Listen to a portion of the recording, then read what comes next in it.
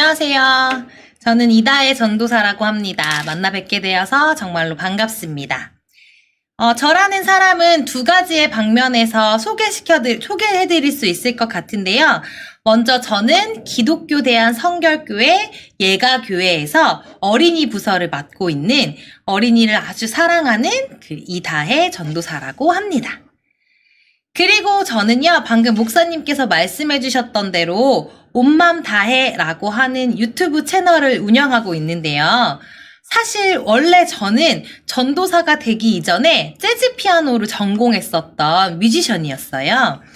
그래서 온맘 다해라고 하는 채널에 피아노 반주법에 대한 그 강의나 저의 피아노 연주 컨텐츠들을 업로드하면서 반주자분들, 그러니까 이 전국에 있는 반주자분들이 막 들어오시더라고요. 그래서 전국에 있는 반주자분들과 소통하면서 지내고 있는 그런 온맘 다해로서 살아가고 있고요. 그리고 CCM 밴드 중에 홀리원이라고 하는 CCM 밴드가 있어요. 그런데 그 홀리원이라고 하는 그 CCM 밴드에서 노래를 만들고 그리고 건반을 연주하는 일을 하고 있는 사람입니다. 그렇다면 지금까지 제가 저를 소개했던 대로 어떻게 하면 여러분 예쁜 소리로 피아노를 연주할 수 있을까요? 라거나 아니면 어떻게 하면 우리 어린이들이 예수님을 더 사랑할 수 있을까요? 라고 하는 주제로 여러분들과 함께 이야기를 나눠야 할 것 같잖아요. 그런데 오늘 저는요, 조금 생뚱맞은 주제를 가지고 왔습니다. 오늘의 제목은 여기 앞에 띄어 있는 대로 만남, 그리고 우리 교회, 우리 동네 작은 도서관 이야기라고 하는 제목을 가지고 왔어요. 아니, 제가 이렇게 말씀드리면, 아니, 피아노 치는 사람이라며? 라고 하는 이야기, 혹은, 아니, 어린이를 사랑하는 어린이 사역자라며? 뭐 이런 생각을 하실 수도 있는데요. 제가 갑자기 왜 이렇게 생뚱맞은 제목을 가지고 왔는지 설명하기 위해서는 저라는 사람에 대한 설명이 조금 더 필요할 것 같습니다. 그래서 오늘 이렇게 같이 그 이야기를 나누어 드리려고 하는데요. 저는 4살 때부터 피아노를 배웠어요. 그래서 피아노는 제 삶에 있어서 너무나도 당연한 것이고 너무나도 자연스러운 일이었습니다. 그래서 제가 진로를 정할 때에도 내가 제일 잘할 수 있는 것이 어떤 것인가? 라고 하는 것을 떠올렸을 때 가장 먼저 떠오르는 것이 그냥 피아노였어요. 저의 인생에 자연스럽게 계속 동반해준 친구가 바로 피아노였거든요. 그래서 저는 피아노를 전공하는 데까지 이르게 되었습니다. 그런데 제가 진학한 학과는요, 클래식 피아노를 전공하는 곳이 아니라 드럼도 있고, 그리고 베이스 기타도 있고, 뭐 다른 보컬들도 있고, 다른 여러 가지의 악기들이 함께 있는 실용음악과였거든요. 제가 다녔던 학교는 거창하게 포스트 모던 음악과라고 하는 이름을 붙였지만, 그냥 사실은 똑같은 실용음악과입니다. 그런데 실용음악과의 특징이 뭐냐면요. 클래식 전공의 학부들과는 조금 다르게 이 학생들을 뽑을 때에 성적을 그다지 중요하게 생각하지를 않아요. 실기가 100%인 학교가 거의 대부분이거든요. 그렇다 보니까 모두가 그렇지는 않지만 실용음악과를 진학한 학생들 중에는요. 공부를 좋아하거나 아니면 공부와 친한 학생들이 그리 많지는 않습니다. 자유로운 영혼들이 조금 많이 모여있는 곳이 바로 제가 다녔던 학부 실용음악과였어요. 그 학교를 다니고 있었던 저도요, 공부나 책을 그렇게 좋아하는 학생은 아니었습니다. 그냥 별로 그런 거에 많은 관심이 없는 자유로운 영혼 중에 한 명이었죠. 그리고 음악하는 사람들 중에서는요, 여러 가지 성격 유형의 사람들이 있지만 극단적인 성격을 가지고 있는 사람들이 많이 있거든요. 뭔가 화끈하게 일하는 사람들. 제가 또 그 중에 한 명인데요. 저는 어떤 거를 좋아하게 되면 정말로 그냥 거기에 푹 빠져서 화끈하게 좋아해요.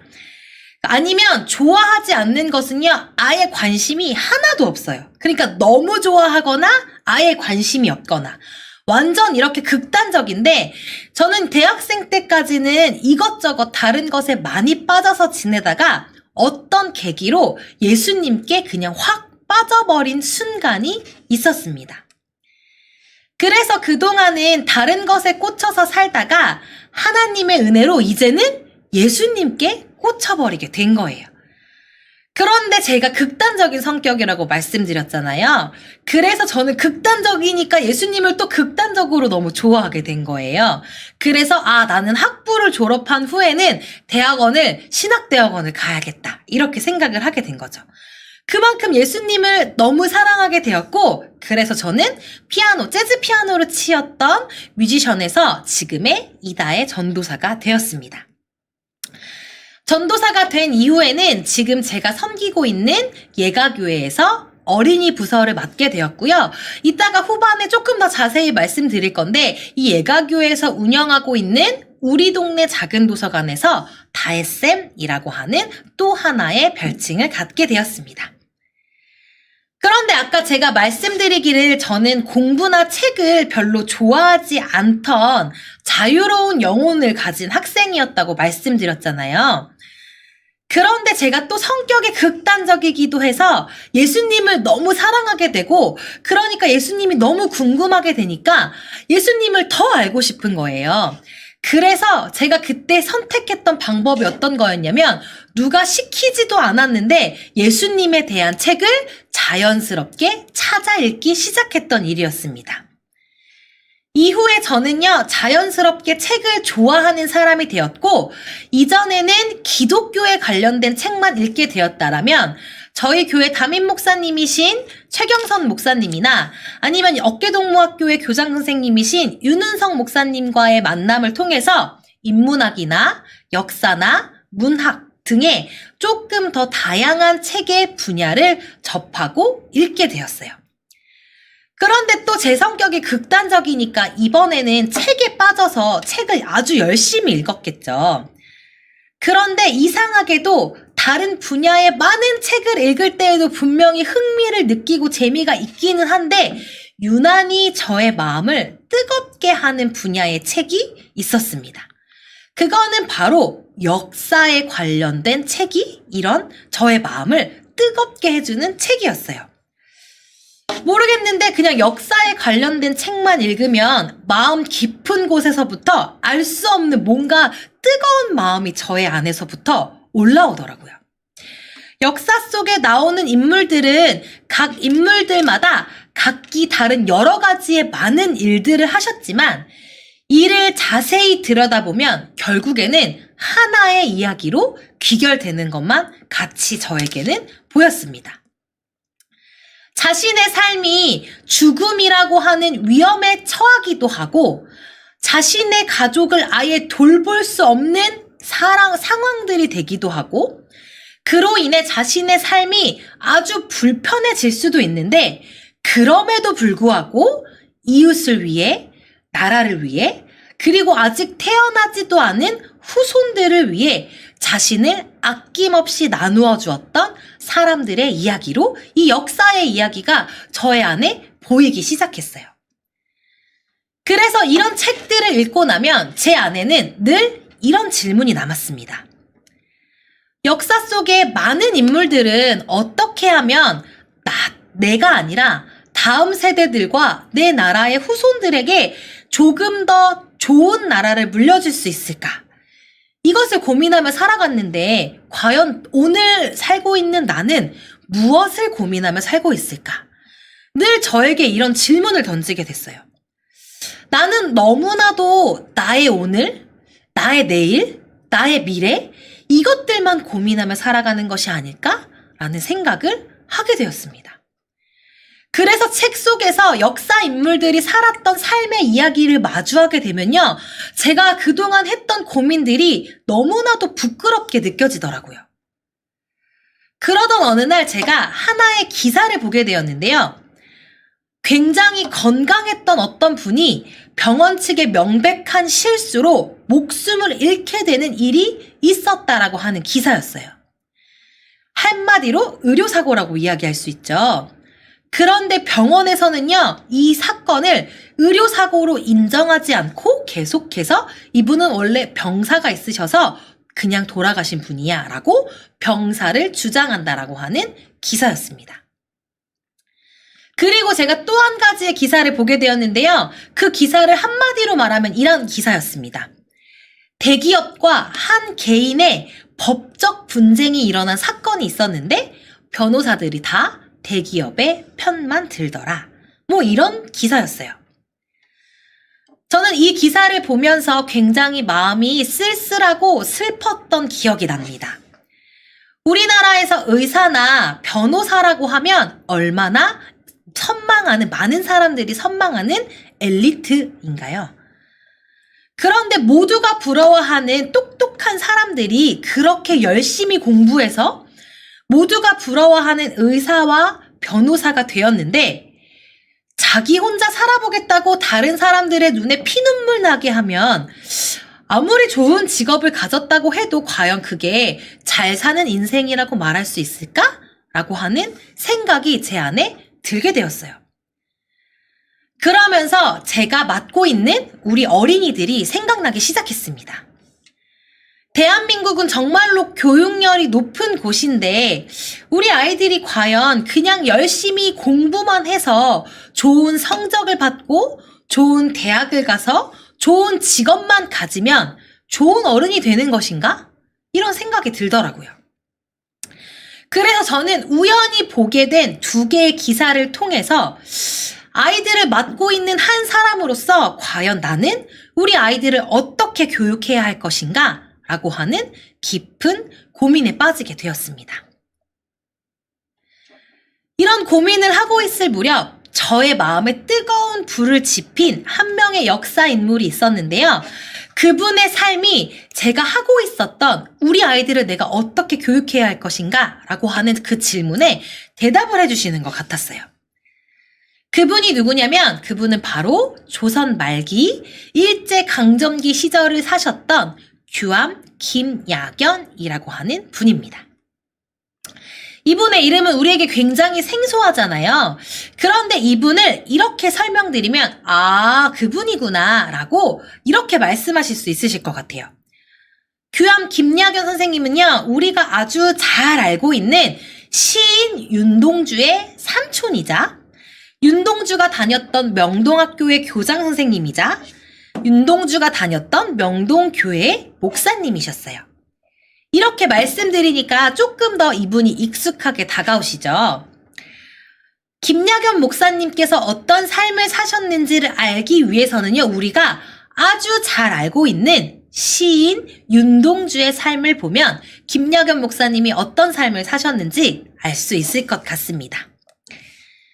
윤동주 시인은 우리가 아주 잘 알고 있는 것처럼 하늘과 바람과 별과 시라고 하는 유고 시집을 남기신 분이죠.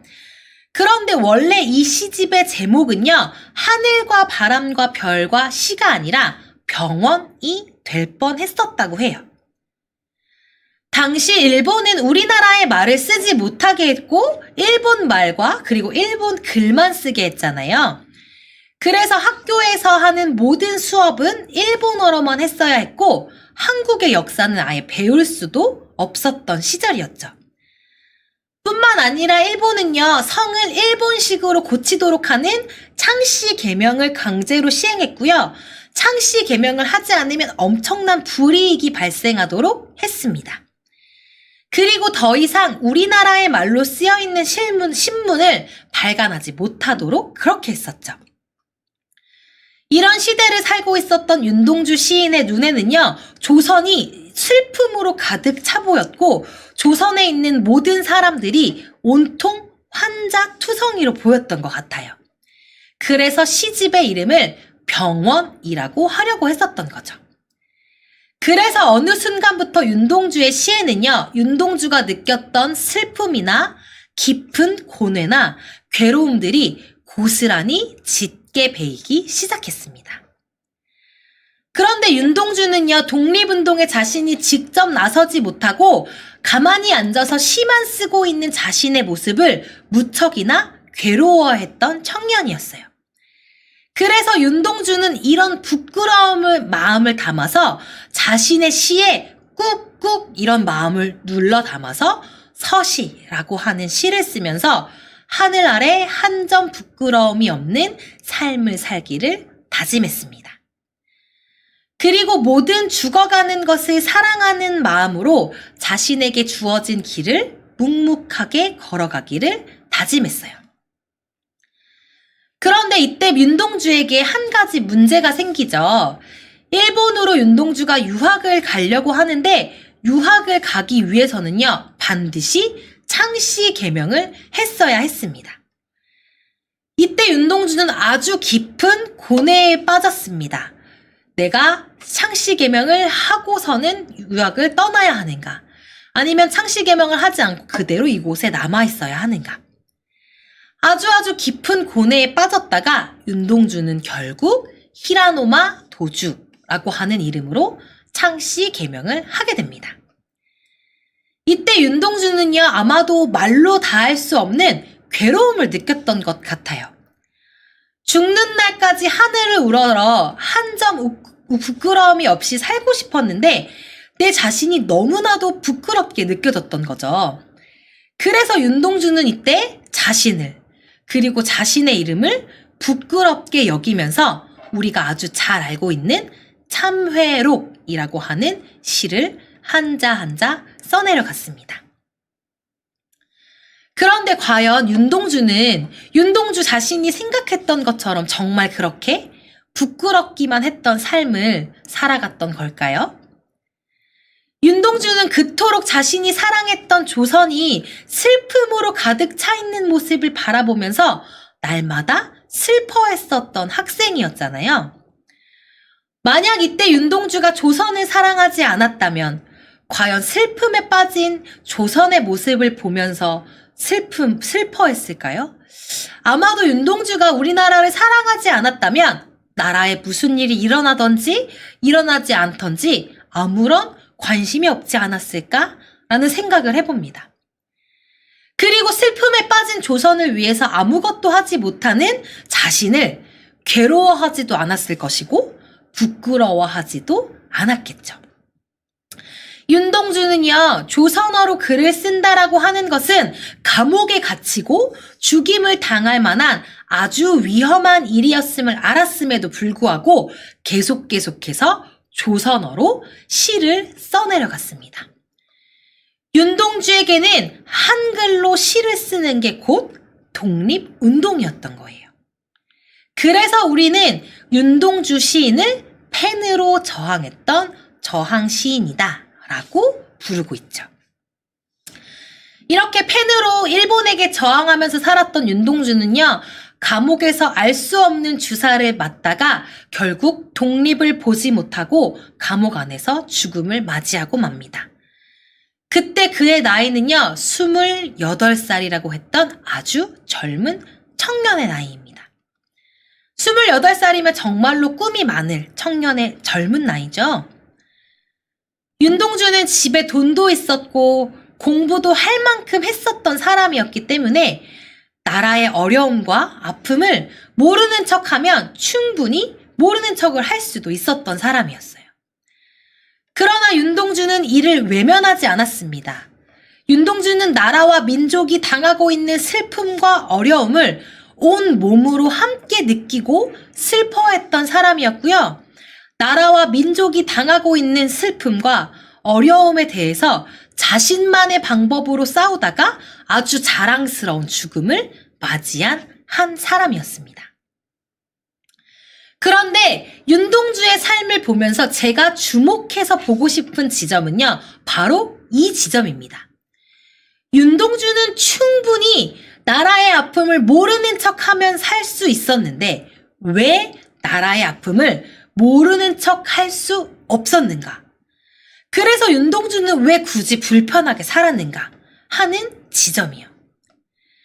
일본으로 유학을 갔으면 출세의 길이 열렸던 거니까 그냥 일본 사람이 되어서 일본어로 시를 쓰면서 편안하게 살아가면 되잖아요.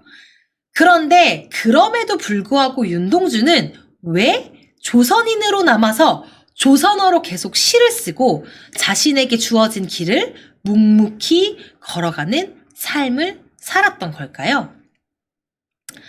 엄연히 따지면 윤동주는요, 조선에서 태어났던 사람도 아니었습니다. 지금의 연세대학교인 연희전문대학교에 진학하기 전까지는요, 윤동주는 조선에 와본 적도 없었어요. 조선이 아닌 머나먼 만주 땅에서 태어났고, 그리고 거기에서 자랐던 윤동주가 어떻게 조선의 아픔을 자신의 아픔으로 여기면서 나라를 위해 자신의 삶을 던진 청년으로 자라날 수 있었던 걸까요? 그 중심에는 바로 제가 아까 말씀드렸던 규암 김야견 목사님이 계셨습니다. 조선 말기 시절에 조선은요, 시간이 지나면 지날수록 점점 더 부패하고 썩어져 갔었나 봐요. 다른 나라들은 우리나라를 어떻게 하면 빼앗을 수 있을까 호시탐탐 기회를 엿보면서 우리나라를 괴롭히고 있었는데, 높은 관직에 있었던 사람들은요, 여기에 관심이 없었어요. 나라를 돌볼 거에는 관심이 하나도 없고, 그냥 나라가 어떻게 되든 말든 그냥 지금 당장 나만 배부르면 된다라고 하는 그런 생각으로 살아갔습니다. 그런데 엎친 데 덮친 격으로 오랜 시간 흉년까지 들게 됐던 거예요. 이 때문에 거리에는요, 굶어 죽은 사람들이 가득했고요. 그냥 나라에 아무런 희망과 소망을 찾아볼 수 없었던 시대였어요. 이때 김야견은요, 더 이상 조선에서는 아무것도 희망을 찾을 수 없다라고 생각했고, 그래서 자신의 가족과 이웃이었던 또 다른 가족들을 이끌고 아주 차가웠던 두만강을 건넙니다. 이후에 윤동주의 할아버지였던 윤하현의 가족 또한 합류하여서 총 5 가문이 간도 땅에 자리를 잡게 됩니다. 그런데 여기서부터가 중요한데요. 김야견에게는요, 아주 중요한 가치가 하나 있었습니다. 그것은 바로 자녀들의 교육이었습니다. 그런데 김야견이 생각한 교육은요, 그냥 교육을 하는 교육이 아니라 정확한 교육의 철학과 목표가 있었는데요. 그것은 바로 조선인의 정체성에 대한 교육이었습니다. 지금 5 가문이 자녀들을 데리고 만주, 중국으로 함께 이주를 해온 거잖아요. 그러니까 자녀들 혹은 손자들이 중국 땅에서 태어나고 중국 땅에서 살아가지만, 김야견은 자녀들이 조선인이라고 하는 정체성을 잊지 않게 하려고 정말로 온 힘을 기울였어요. 그래서 자신이 살고 있는 마을의 이름을 조선을 밝힌다라고 하는 뜻의 명동이라고 붙여서 그 마을의 이름을 명동마을이라고 지었고요. 명동마을에 사는 학생들 뿐만 아니라 중국 간도 땅에 있는 모든 한인들에게도 교육의 기회가 주어져야 한다고 생각해서 명동학교를 세우게 됩니다. 김야견은 이곳에서 독립을 위해 인재를 길러내자라고 하는 그 뜻을 품고요. 아이들을 교육하기 시작하는데, 명동학교에 다니는 학생들은 국사, 국어, 윤리, 체육, 음악, 수학 이런 것들의 신학문을 배우게 됐고요. 가장 중요한 교육이었던 조선인의 자긍심, 민족의식, 그리고 애국 등을 여기에서 가르치게 되었습니다. 그래서 이 명동학교에서 교육을 할 때 이에 대한 교육이 어느 정도였냐면요. 평소 글쓰기 시간에 애국 아니면 독립 이런 단어가 들어가지 않으면 아예 학생들에게 점수를 주지 않았다고 해요. 이처럼 규암 김야견은요, 교육이 곧 독립운동이다 라고 하는 마음으로 학생들을 가르쳤습니다. 김야견은요, 국내외에 있는 훌륭한 선생님들을 명동학교의 교사로 초빙했고, 이에 대한 소문이 퍼지자 수많은 학생들이 명동학교로 몰려들었다고 합니다. 아주 멀리에서도 명동학교를 오기 위해서 찾아왔다고 해요. 그래서 김야견이 세웠던 명동학교는요, 도산 안창호 선생님이 세웠던 대성학교, 그리고 남강 이승훈 선생님이 세웠던 오산학교와 어깨를 나란히 하는 아주 훌륭한 명문학교가 되었어요. 뿐만 아니라 명동학교는요, 아이들에게 성경을 가르치고 아이들과 함께 예배를 드리는 기독교 학교이기도 했는데요. 김야견은 환갑이 넘은 나이에 목사님이 되셨고 1942년 10월 29일 이런 말을 남기고 세상을 떠나셨습니다. 나의 행동이 곧 나의 유언이다. 이 말이요. 정말로 정확한 교육 철학을 가지고 있었던 김야견 목사님에게 교육을 받았던 학생들은 어떤 삶을 사는 사람들이 되었을까요? 나의 행동이 곧 나의 유언이다 라고 말할 만큼 올곧은 삶을 살았던 김야견 목사님의 삶을 옆에서 지켜보며 자라났던 학생들은 자신이 어떤 삶을 살아야 하는지를 아주 자연스럽게 배웠던 것 같아요. 이 시대를 살았던 조선인들이 편안하고 쉽게 살 수 있는 방법이 딱 한 가지가 있었는데요. 그것은 바로 조선인이 아니라 일본인이 되어서 혹은 친일파가 되어서 일본인처럼 살아가는 것. 그렇게 살면 아주 우리나라에서도 편안하게 살 수 있었어요. 그런데 김야견에게 가르침을 받았던 학생들은요, 어떤 상황에서도 자신들이 일본인이 아니라 조선인이라고 하는 정체성을 잊지 않았습니다.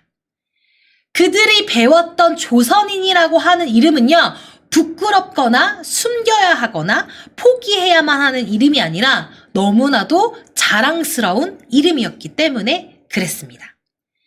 그래서 명동학교를 다녔던 학생들은요, 일본이 어떤 방법으로 그 학생들을 괴롭혀도 나는 조선인으로 끝까지 살아남겠다 라고 하기 위해 끝까지 일본과 힘써 싸워 투쟁을 했던 삶을 살았습니다. 제가 아까 윤동주를 설명하면서 이런 질문을 던졌었죠.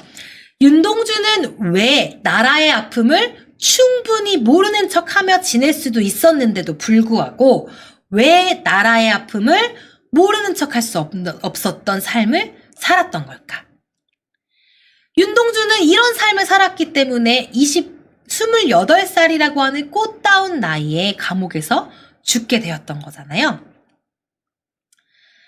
이것은 바로 우리 자녀들에게 조선인에 대한 정체성을 잊게 하면 안 된다라고 하는 명확한 뜻을 세우고 정했던 김야견이라고 하는 어른이 있었고, 이를 위해 자신의 삶을 던졌던 김야견의 뜻이 다음 세대였던 윤동주의 삶에 열매를 맺었기 때문에 윤동주가 이런 삶을 살 수 있었던 것입니다.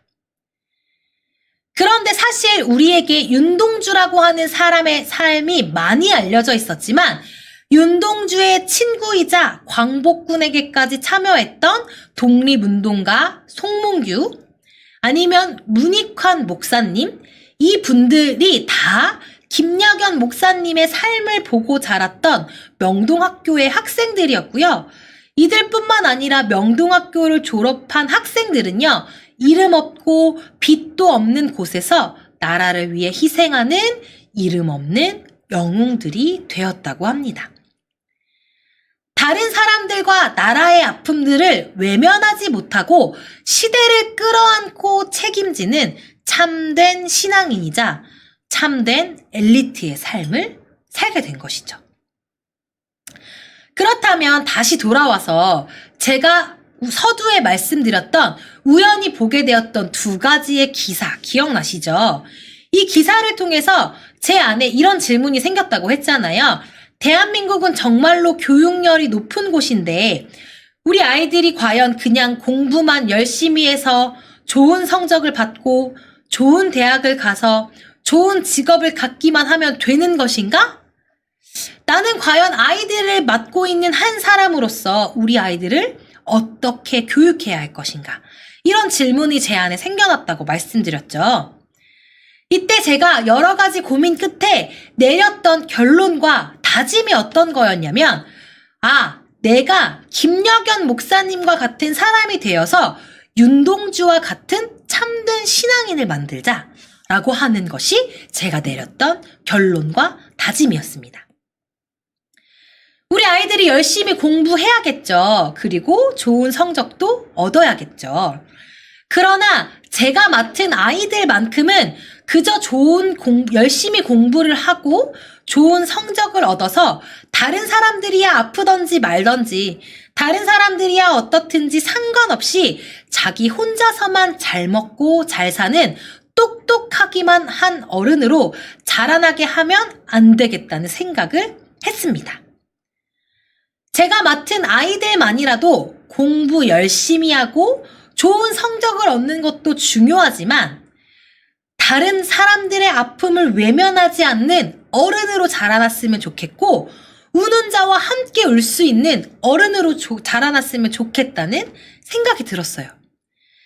그리고 자신이 속해 있는 공동체나 사회에 아픔이 있다면 그냥 굳이 사회에 그냥 그 사건에 휘말리면 머리가 아프니까 책임을 회피하거나 도망가는 어른이 되는 것이 아니라 그로 인해 내 삶이 불편해진다고 하더라도 그 사건을 기꺼이 책임지고 끌어안을 수 있는 자리에 설 수 있는 어른으로 자라나게 하고 싶다는 생각이 들었습니다. 그게 바로 하나님을 사랑하고 이웃을 내 몸과 같이 사랑하는 참된 신앙인의 모습이며 그게 바로 나에게 주어진 삶이며 내가 걸어가야 하는 길이며 제가 해야 하는 교육이라고 하는 생각이 들었던 것이죠. 여러분도 잘 알고 계시는 아주 유명한 작가인 톨스토이는요, 이런 살아갈 날들을 위한 공부라는 잠언집에 이런 글을 남겼다고 합니다. 학문은 우리가 더 나은 사람이 되도록 도움을 줄 때만 유익하다. 우리는 이 톨스토이의 말 앞에서 과연 더 나은 사람은 어떤 사람인가? 라는 질문을 던져야만 합니다. 과연 다른 사람이야 어떻든 상관없이 나 혼자서만 좋은 성적을 받고 나 혼자서만 공부를 잘하고 나 혼자서만 똑똑해서 나만 잘 먹고 나만 잘 사는 사람이 더 나은 사람일까요? 그리고 어깨동무 사역원의 대표이자 어깨동무 학교의 교장 선생님이신 윤은성 목사님의 쓸모있는 교육이라는 책에는요, 이런 글이 있습니다. 교육은 한 사람이 자신을 세울 뿐 아니라 다른 사람과 더불어 살 수 있도록 돕는 과정이다. 우리가 아이들을 참되게 교육한다라고 하는 것은요, 아이들을 그냥 좋은 대학에 들여보내는 것. 그래서 아이들이 좋은 직장, 대기업에 취업하게 하는 것. 그것만이 아닙니다. 그리고 반대로 우리 아이들을 참되게 교육한다라고 하는 것은 성경만 읽게 하고 기도만 하게 하고 교회라고 하는 울타리 안에서만 살아가게 하는 것도 아닙니다. 제가 생각하는 참된 교육은요, 우리 아이들이 세상의 한복판에 서서 다른 사람들과 더불어 살면서 우는 사람들과 함께 울 수 있고 그리고 나라의 아픔을 모르는 척하지 않고 시대를 책임지고 이끌어가는 사람들로 자라나도록 교육하는 것. 이것이 바로 참된 교육이라고 생각합니다. 그래서 세상이 어쩌면 이렇게 어지럽고 시끄러운 이유는요, 이렇게 참된 도덕성을 가지고 살아가는 어른들이 많지 않을지도 모르기 때문입니다. 많지 않기 때문일지도 모르겠습니다. 우리는 우리 아이들이여 그저 공부를 잘해서 그냥 똑똑한 의사, 똑똑한 변호사, 똑똑한 교사가 되기를 바라면 안 돼요. 다른 사람들을 위해서 자신의 몫을 내려놓을 수 있는 참된 도덕성을 가진 의사가 될 수 있도록 그런 검사가 되고 그런 변호사가 되고 그런 교사가 되고 그런 어른이 될 수 있도록 우리는 교육해야 하는 것입니다. 이런 마인드, 이런 도덕성을 가진 사람들은요, 역사 속에만 존재하는 것이 아니라 성경 안에도 존재하는데요. 여러분들이 아주 잘 알고 계시는 에스더 왕비는요, 유다 사람이었지만 페르시아의 왕비가 되었죠. 그런데 어느 날 하만이라는 사람의 계략으로 유대인들이 모두 죽을 위기에 처했습니다. 그런데 에스더는 왕비였기 때문에 그냥 자신의 민족들이었던 유대인들이 죽던 말던 모르는 척하고 그냥 이것들을 넘어갈 수 있었어요. 그냥 자신 혼자만 살아남을 수 있었죠. 그런데 에스더는 그렇게 하지 않았습니다.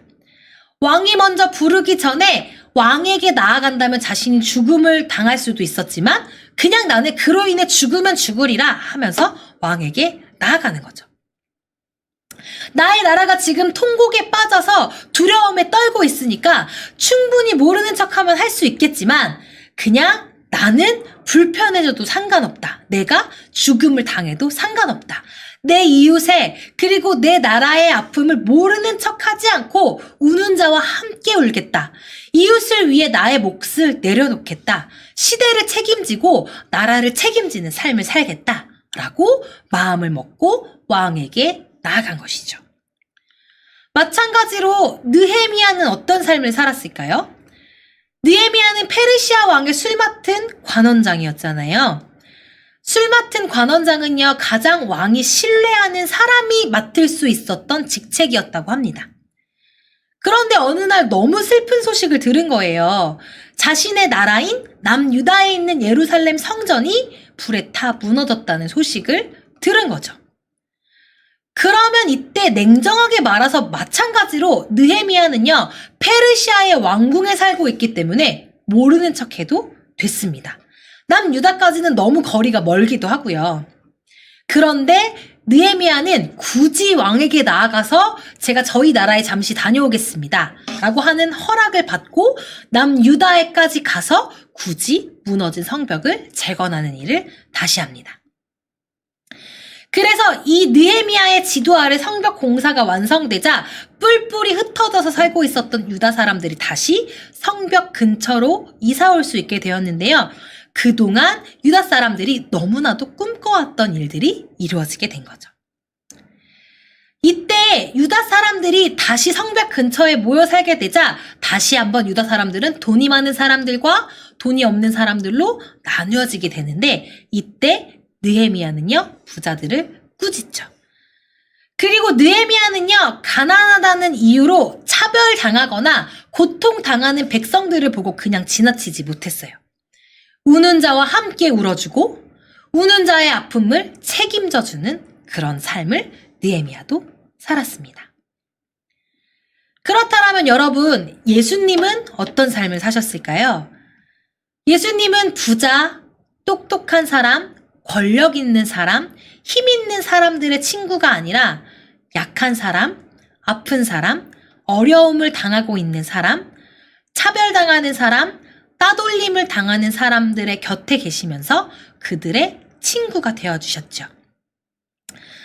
정말로 하나님을 사랑하는 사람들은요, 이웃을 내 몸과 같이 사랑하기 때문에 이웃의 아픔들을 모르는 척 할 수 없는 삶을 살게 됩니다. 이것이 바로 참된 그리스도인의 삶이고 참된 신앙인의 삶입니다. 역사 속에 그리고 성경 속에는요, 내 삶이 불편해지다고 할지라도 이웃을 위해 그리고 나라를 위해 하나님을 위해 기꺼이 자신의 몫을 내려놓고 자신의 삶을 내던진 사람들이 등장합니다. 그런데 이것을 잘 살펴보면요, 어떤 성경 인물과 그리고 어떤 역사 인물의 삶이 맞닿아지는 지점들이 있더라고요.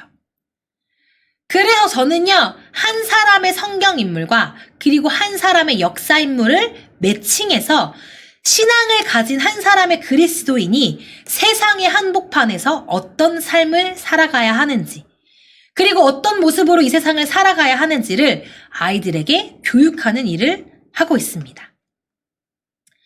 여러분들은 여러분들의 자녀들이 그리고 여러분들이 가르치고 있는 아이들이 어떤 사람으로 그리고 어떠한 삶의 모습으로 살아가기를 원하시나요?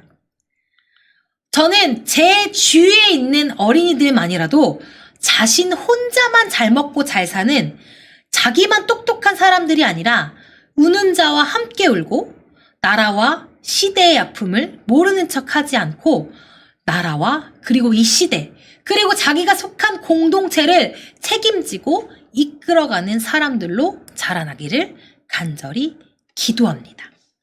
이것이 바로 제가 이 인문학 수업, 역사 수업, 그리고 역사를 가지고 성경의 인물들을 매칭시켜서 아이들에게 계속 같은 메시지를 던지는 단 하나의 이유입니다. 제가 저의 이야기 한 가지만 하고 마치려고 하는데요. 이 첫 번째 시간 마치려고 하는데요. 제 주변에는 정말 운이 좋게도, 그렇게, 자신의 삶을 기꺼이 내던지면서 다음 세대를 위해서 자신의 삶을 이렇게 내던지는 삶을 보여주셨던 분이 굉장히 많았습니다. 그 중에서 저희 아버지 이야기를 잠깐 해드리려고 하는데요. 제가 한 몇 달 전에 자동차 사고가 난 적이 있었어요. 자동차 사고가 난 적이 있는데 제가 운전을 하다가 아무 생각 없이 운전을 했나 봐요. 그래서 앞에 있었던 그냥 가만히 정차해 있었던 폭스바겐을 들이박는, 뒤에서 그냥 정차해 있는 차를 박는 그런 사고를 낸 일이 있었습니다. 저의 인생에 처음으로 났던 차 사고였는데요. 그 차는 정차해 있었고 제가 뒤에서 박은 거기 때문에 제가 100%의 과실이 나왔어요. 근데 이때 자동차 수리비가 100만 원이 넘게 나왔죠. 그리고 다 100% 저의 과실이었기 때문에 저는 이제 이거를 그냥 해결해야 되는 그 일만 남았습니다. 그랬는데 보험 처리를 당연히 했죠. 보험 처리를 당연히 했고 아마 다음번에 할증이 될 거다. 뭐 이제 이런 이야기를 이제 안내를 받았는데 저희 아버지한테 전화가 온 거예요. 그래서 이제 아버지가 이제 이러한 사고가 있었던 걸 알고 저한테 전화를 하셨는데 제가 아빠 목소리를 들으니까 너무 눈물이 나가지고 갑자기 막 눈물을 흘렸어요. 막 울었어요. 그랬더니 저희 아빠가 뭐 그럴 수도 있지, 울지 말라고, 다치지 않았으면 됐다 라고 말씀하시고 그리고 전화를 끊었는데 조금 있다가 아빠가 제가 제 동생이랑 같이 있었는데 동생한테 전화를 건 거예요. 그래가지고 동생이랑 뭔가를 이야기를 하고 그 다음에 저한테 전화를 거셨는데 아빠가 뭐라고 저한테 말씀하셨냐면 다혜야, 실수는 너가 해서 너가 사고를 냈지만 가족이라고 하는 것은 부담을 그리고 책임을 나눠서 지는 게 바로 가족이야. 그러니까 지금 수리비가 100만 원이 넘게 나왔지만 이거를 똑같이 4분의 1을 해서 엄마, 아빠, 동생, 너, 나 이렇게 해서 4명이서 이 수리비를 나눠서 우리가 부담하도록 하자라고 아빠가 이렇게 말씀해 주시는 거예요. 그래서 저는요 사실 이 수리비를 제가 100% 다 부담할 생각이었는데 아빠가 가족은 책임을 함께 나눠지는 거야. 그리고 가족은 실수를 한 명이 하더라도 이것들을 나눠서 책임을 져야 돼. 라고 하는 것들을 저에게 말씀해 주시고 가르쳐 주시니까 저에게 제가 져야 하는 부담이 훨씬 줄어들더라고요. 저희 아버지는 원래 어렸을 때부터 이런 말씀을 많이 하셨어요. 가족은 콩 한 쪽이라도 나눠 먹어야 가족이다. 가족은 책임을 나눠줘야 된다. 뭐 이런 것들을 저한테 많이 말씀해 주셨는데 이거를 그냥 말로만 말씀해 주시는 것이 아니라 직접 그런 상황이 되었을 때 그렇게 삶을 보여주시고 아빠가 기꺼이 책임져 주시는 것들을 저에게 삶으로 보여주시니까 제가 온몸으로 이것들을 체득하게 되더라고요. 아, 가족은 이렇게 가족이 아픔을 처하거나 어려움에 처했을 때 모르는 척하는 게 가족이 아니구나. 조금이라도 부담을 나누어지는 게 가족이구나. 제가 그때 그래서 교육이라고 하는 것은 글로만 아니면 말로만 배우는 것이 아니라 그냥 어떻게 살아가는지를 먼저 보여줘야 다음 세대가 그거를 그냥 자연스럽게 따라하는 거구나 라고 하는 생각이 들게 되었습니다. 아까 말씀드렸듯이 제 주변에는 정말 운이 좋게도 그렇게 살아가시는 모습을 몸소 보여주시는 좋은 어른들이 아주 많이 계셨습니다. 그래서 저 또한 그 어른들을 보고 배우면서 그 뒤를 따라가고 있는 것 같습니다. 지금 함께하고 계시는 모든 분들도 지금 다 대부분 어른분들이 지금 많이 함께하고 계실 텐데요. 여러분들도 다음 세대들에게 좋은 어른이 되어주시고 그렇게 사는 삶, 우는 자와 함께 울고 세상의 한복판에 서서 다른 사람들과 더불어 살면서 시대를 책임지고 이 시대의 아픔들을 끌어안는 모습을 그냥 삶으로 보여주시면 다음 세대들이 나도 저렇게 살아가는 게 잘 사는 거구나 라고 자연스럽게 따라할 수 있을 것 같아요. 그렇게 삶을 살고 그리고 그런 삶을 보여주시는 우리 모든 여러분들이 됐으면 좋겠습니다. 첫 번째 강의 여기까지 마무리하고요. 그리고 잠깐 쉬었다가 다음 강의에서 찾아뵙도록 하겠습니다. 감사합니다.